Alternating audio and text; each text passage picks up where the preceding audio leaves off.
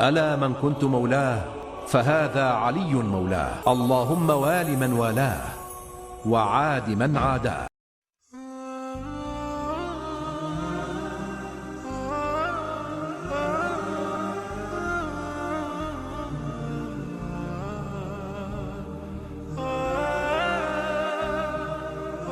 Bismillahirrahmanirrahim. Assalamu alaikum wa rahmatullahi wa barakatuh. My name is Simon Marciniak. I work as a lawyer in a central London law firm.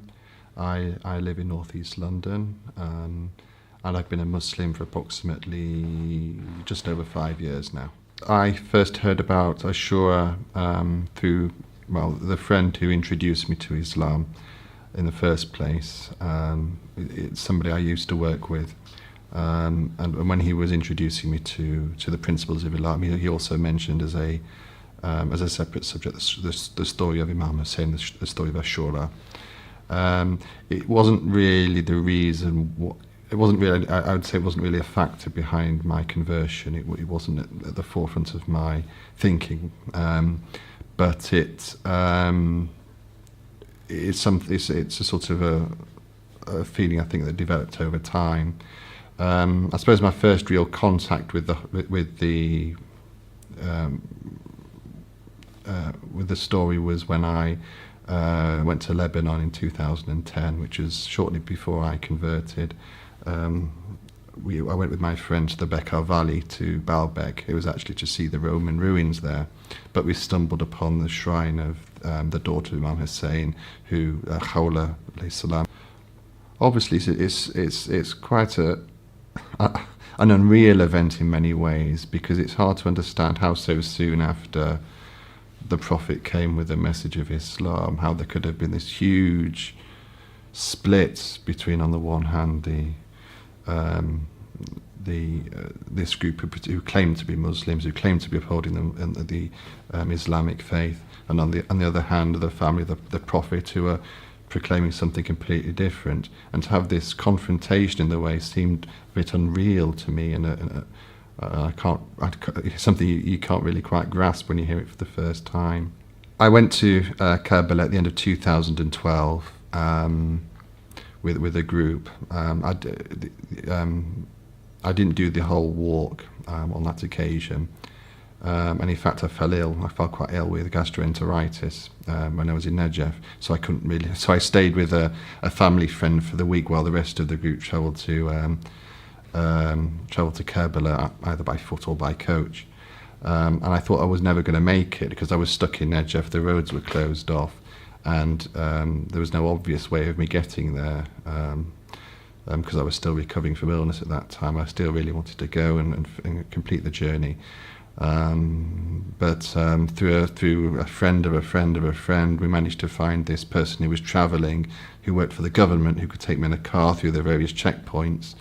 I got to one checkpoint, was dropped off there, and then waited for an ambulance to be sent from the Haramain, to collect me and to bring me into the centre of Karbala through this throng of people. And if you know Al Bayn at that time, it's just completely manic, wall-to-wall people. So there's no normal transport into the centre of Karbala, and it had to be an ambulance from the Haramain that took me in. So it was, and then when we were approaching the Haramain, we had to take a detour because there was a pickpocket who'd stolen a wallet. So there was a big clamour, and the ambulance shot off after this pickpocket and eventually caught up with him in the middle of his field and surrounded him. And I was there in the back of this ambulance in the middle of this commotion. Eventually I made it to the hotel and into Karbala, but it was quite an amazing experience. I never thought it would have unfolded in that way. But eventually I rode in Karbala, and it was this very sort of a whirlwind of emotions, really, from feeling ill, for having this experience of travelling there. It was quite unsettling in many ways. And Al Bayn itself was a very intense experience. It is a bit like Hajj in terms of the numbers of people. There's even more so there. It's sort of wall-to-wall people, crowds everywhere. And it is, and then going into the shrine itself is an extremely intense experience, and one you don't forget. The chanting, the repetitions of noise, and generally the clamour and euphoria. That's how I describe it. It's the euphoria of the occasion which really strikes you during Al-Bain. Probably not the best thing for me in my state. I think I would, if I was going for the first time, I would have gone during a more quiet period where I could reflect on my own, which you can do on Hajj. You know, there are times on Hajj when you can reflect quietly to yourself. Yeah, it was an interesting experience, and one I'll never forget. I think listening to the stories it's important, I think, to have the reminders of what the people achieved over the course of these 10 days, from Muslim ibn Aqil, from Abbas, through Khur, through Imam Hussein himself. All these people have different aspects to the story which bring home, it invokes a lot of humility, I'd say. It makes you feel very grounded to listen again repeatedly to these stories and remember why they behaved in the way they did. I think there are probably two people I'd say I drew particular inspiration from for different reasons. Khur is one of them, because you think of the way why that happened. This person who was on the brink of going to hell, according to the accounts, who then suddenly turns on the day of Ashura,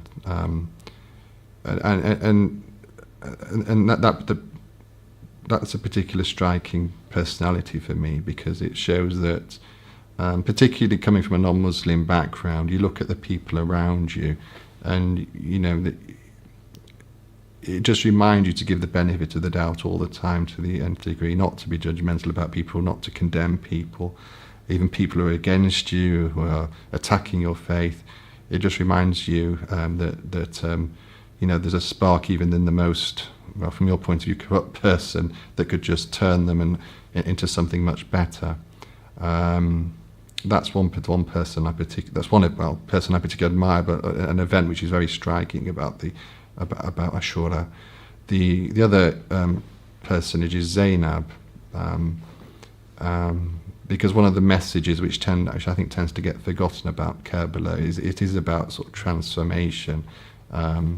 So the fact that she was brought to the event, and that she developed into this person that could then address Yazid in his palace, shows to me that in a very extreme way, she was brought out of her comfort zone, if I can say that, and she developed into this very strong, very powerful personality in her own right, who then on her own took the religion with her. What's particularly been interesting about my own relationship with Ashura since I converted is that, you know, since then, we've had the Arab Spring, we've had the revolutions, and we've had the deadly mutation into Daesh and what they're doing in Iraq. And what you hear all the time from that is people saying, well, for example, you have these girls from Bethnal Green who have gone a journey through Turkey through to Syria, and you hear non-Muslims saying, well, you know, these are normal people from normal Muslim backgrounds. There must be something in Islam which makes them behave like this. So there must be something particularly violent, inherently violent about the Islamic faith which turns people this way. And that's where I think the Karbala message is particularly important, because it shows that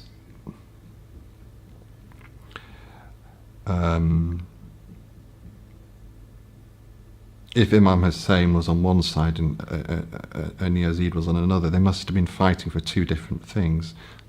Yazid was the one who was beheading people. Yazid was the one who was oppressing people exactly the same way as Daesh are doing now. So you can see that the Imam was prepared to sacrifice himself and his own family in opposition to that cause, which is exactly what the sort of thing we're seeing today.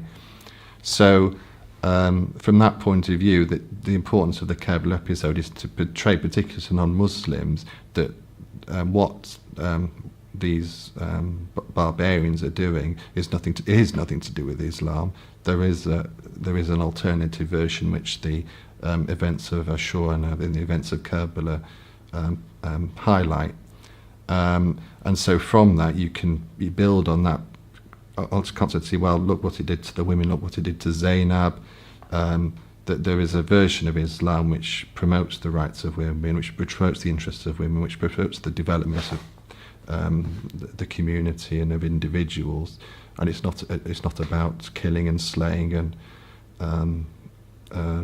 keeping people in a state of continual oppression. Doing the work I do, being a lawyer, you're expected to be on the side of justice in everything you do. So in every letter you write, every word you utter, it has to be in the pursuit of truth and in the pursuit of honesty. So what Karbala shows you is that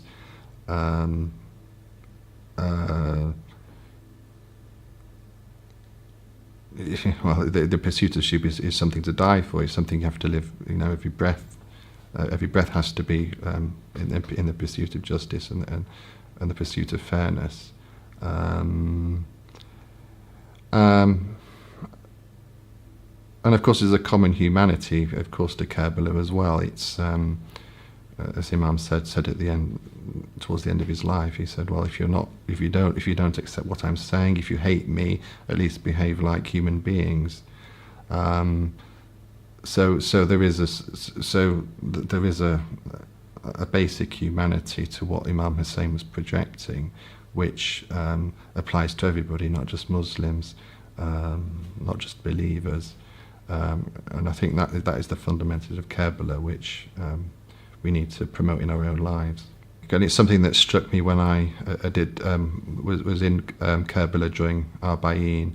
You have an awful lot of mawaqib, a lot of groups doing this and that, but they're all sort of doing the same thing. It's the same sort of procession, the same matam, and there's not a great deal of diversity, or dare I say imagination there, which is not a criticism of them necessarily, because I understand that this is such a revolutionary thing following on the fall of Saddam, to have this happening again.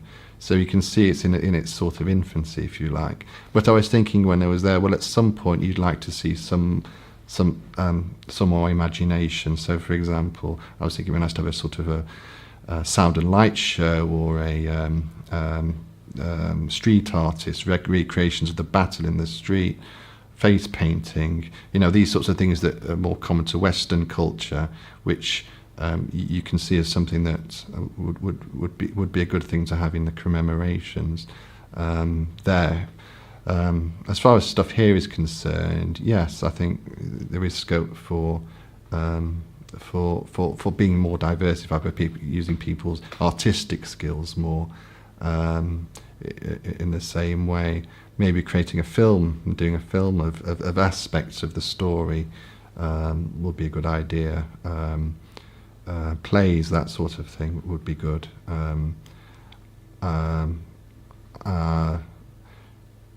Even an open-air majlis would be good. I mean, why have it indoors? I think that's something is impressive. Thinking about the Lebanese commemorations during Ashura, that theirs is all outdoors, and to have a sort of a recitation outdoors instead of inside would be a very radical, but I think a very striking thing.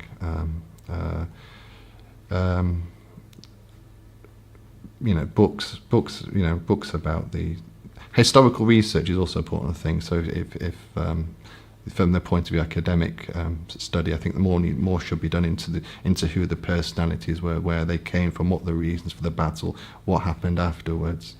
For example, it's often said that without Imam Hussein, Islam would have died, but